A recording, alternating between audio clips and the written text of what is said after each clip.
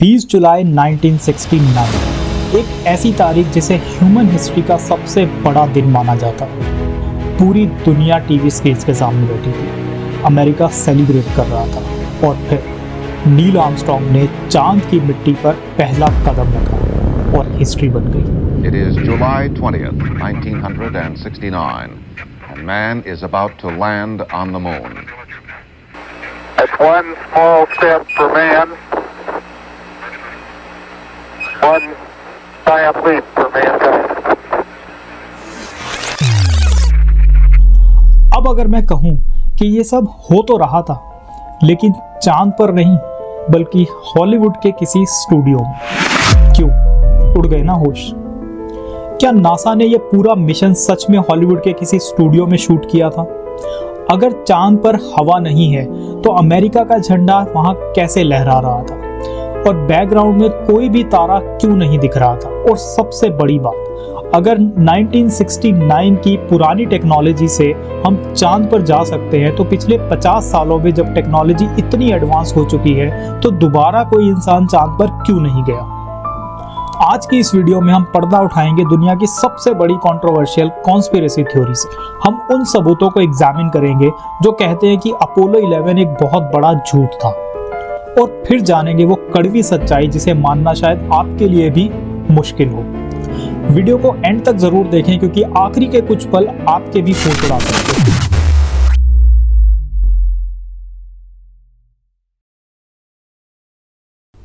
इस मिस्ट्री को समझने के लिए हमें हिस्ट्री में थोड़ा पीछे जाना पड़ेगा।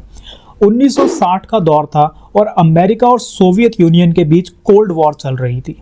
ये सिर्फ एक जमीनी जंग नहीं थी बल्कि ये स्पेस की जंग थी, और सच्चाई ये है कि अमेरिका इसमें बहुत बुरी तरह हार रहा था। रशिया ने दुनिया का पहला सैटेलाइट जिसका नाम था स्पुतनिक स्पेस में भेज दिया था, और एक पहला जानवर जो कि दुनिया से स्पेस में गया था वो भी रशिया ने ही भेजा था, जो कि एक डॉग था। यहाँ तक कि पहला इंसान जिसका नाम था यूरी गैगरिन वो भी रशिया ने ही स्पेस में भेजा था। इन सब के चलते अमेरिका की पूरी दुनिया में बहुत बेइज्जती हो रही थी। तभी अमेरिका के president mister John F Kennedy ने एक बहुत बड़ा वादा कर दिया। उन्होंने कहा कि इस दशक के एंड होने से पहले अमेरिका चांद पर इंसान को भेजेगा और उसको सेफली वापस भी लेकर आएगा। I believe that this nation should commit itself to achieving the goal before this decade is out of landing a man on the moon and returning him safely to the earth. इस बयान के बाद दुनिया दो हिस्सों में बंट गई। एक वो थे जो इस बयान पर हंस रहे थे और दूसरे वो थे जो ये सोच रहे थे कि ऐसा आखिर होगा कैसे। अमेरिका के ऊपर बहुत प्रेशर था और नासा के पास टाइम कम था और टेक्नोलॉजी इतनी एडवांस नहीं थी। इसको ऐसे समझो कि आज के नॉर्मल मोबाइल फ़ोन भी उस टाइम के अपोलो 11 के कंप्यूटर के मुकाबले बहुत एडवांस्ड हैं। ऐसे में लोगों का मानना है कि अमेरिका ने अपनी इज्जत बचाने के लिए एक प्लान भी सोचा। अगर हम चांद पर नहीं जा सकते तो हम जाने का नाटक तो ज़रूर कर सकते हैं, और यहीं पे एंट्री होती है कॉन्स्पिरेसी थ्योरीज की। अपोलो 11 की रिलीज की गई फुटेज में कुछ ऐसी गलतियां थी जिसका एक्सप्लेनेशन शुरुआत में देना मुश्किल था। आइए उनमें से कुछ फेमस पॉइंट्स के बारे में बात करते हैं। सबको पता है कि चांद पर कोई एटमॉस्फेयर नहीं है और वहां कोई हवा नहीं चलती, तो जब नील आर्मस्ट्रॉन्ग और बज एल्ड्रिन ने वहां पर अमेरिका का झंडा लगाया तो वो लहरा कैसे रहा था? क्या वहां कोई स्टूडियो का पंखा चल रहा था? अगर आप रात में जमीन से आसमान की तरफ देखें तो आपको हजारों तारे दिखाई देंगे, लेकिन रिलीज की गई फुटेज में एक भी तारा नहीं दिख रहा बैकग्राउंड में।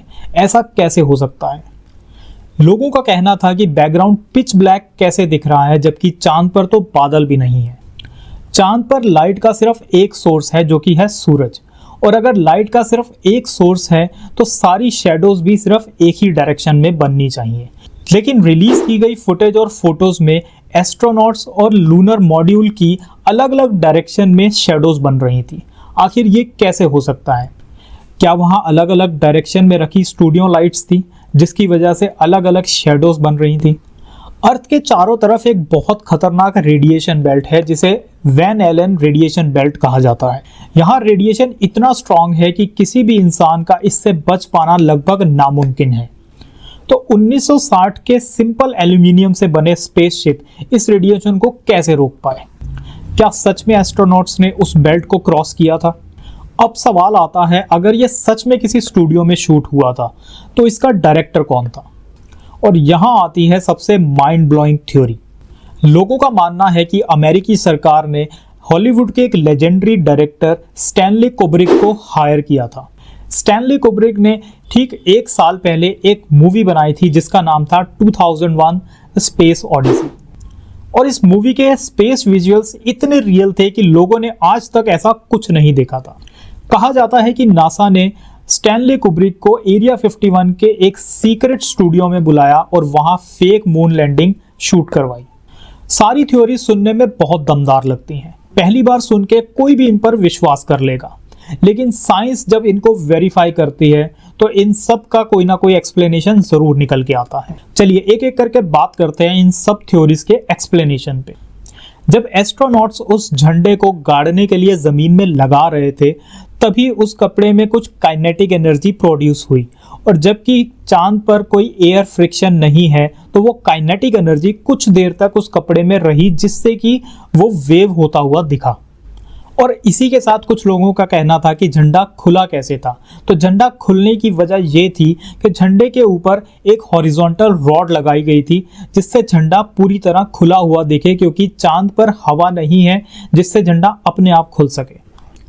और बैकग्राउंड में तारे ना दिखने का एक्सप्लेनेशन ये था कि मून पर सनलाइट बहुत ब्राइट होती है, तो जब भी हम ब्राइट लाइट में शूट करते हैं तो हम कैमरा शटर स्पीड को फास्ट रखते हैं और एक्सपोजर को लो रखते हैं। तो उस लो एक्सपोजर की वजह से फेंट स्टार्स कैमरे में कैप्चर नहीं हो पाए।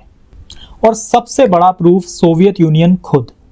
रशिया, जो कि अमेरिका का सबसे बड़ा दुश्मन था, उसके पास वो सारे रडार्स और टेलीस्कोप्स थे जो कि अपोलो 11 की एक एक मूवमेंट को ट्रैक कर रहे थे। अगर अमेरिका कोई भी झूठ बोलता तो रशिया अमेरिका को पूरी दुनिया के आगे एक्सपोज कर देता, लेकिन रशिया ने खुद कंफर्म किया कि अपोलो 11 चांद पर पहुंचा है। और दुश्मन से बड़ा गवाह और कौन हो सकता है। इसके अलावा अपोलो 11 382 किलो चांद के पत्थर लेके आया था, जो कि लैब टेस्टिंग में प्रूव हो चुका है कि उनकी कॉम्पोजिशन अर्थ पे मिलने वाले किसी भी पत्थर से मैच नहीं होती। इसके अलावा और बहुत सारे ऐसे सवाल थे जो लोगों ने उठाए, जैसे कि कई पत्थरों पर कुछ अल्फाबेट लिखे दिख रहे हैं। जैसे कि एक पत्थर की फोटो बहुत फेमस हुई जिसपे सी अल्फाबेट लिखा है। लोगों ने कहा कि ये किसी स्टूडियो का पत्थर हो सकता है, क्योंकि स्टूडियो में अक्सर प्रॉप्स को अल्फाबेट से मार्क किया जाता है। लेकिन इन्वेस्टिगेशन में ये सामने आया कि या तो वो किसी एक बाल का छोटा सा टुकड़ा था जो रोल डेवलप्ड होते टाइम पिक्चर में आ गया, या फिर वो रोल का एक कोई अल्फाबेट था जो कि पिक्चर डेवलप होते टाइम अपीयर हो गया। अब सबसे बड़ा सवाल ये रह जाता है कि पिछले 50 सालों में जब टेक्नोलॉजी इतनी एडवांस हो चुकी है तो कोई भी चांद पर दोबारा क्यों नहीं गया। अब इसका सीधा सीधा जवाब है पैसा एंड पॉलिटिक्स। तो जब स्पेस रेस जीत ली गई तो नासा का बजट कट करके आधा कर दिया गया, क्योंकि चांद पर इंसान को लेके जाने का मिशन बहुत महंगा था और अमेरिका को अब दोबारा ये प्रूव करने की जरूरत नहीं थी। लेकिन अब नासा का आर्टेमिस मिशन दोबारा इंसान को चांद पर लेके जाने की तैयारी कर रहा है। तो दोस्तों, कॉन्स्पिरेसी थ्योरीज हमें मजेदार तो जरूर लगती हैं और हमें क्यूरियस भी बनाती हैं, लेकिन सच्चाई तो ये है कि 1969 में अमेरिका के हजारों इंजीनियर्स और साइंटिस्ट ने एक ऐसा कारनामा कर दिखाया जो कि नामुमकिन था। अगर फैक्ट्स को देखें तो मून लैंडिंग कोई झूठ नहीं बल्कि ह्यूमन इंटेलिजेंस की सबसे बड़ी जीत थी। आपको इस पूरी मिस्ट्री में सबसे अजीब बात क्या लगी, और क्या अभी भी आपको लगता है कि ये मून लैंडिंग फेक थी या ये सच थी? अपनी राय कमेंट में जरूर बताएं। और ऐसी ही हजारों मिस्ट्रीज और उनके पीछे के सच को जानने के लिए चैनल को जरूर सब्सक्राइब करें। मिलते हैं अगली वीडियो में। Thanks for watching.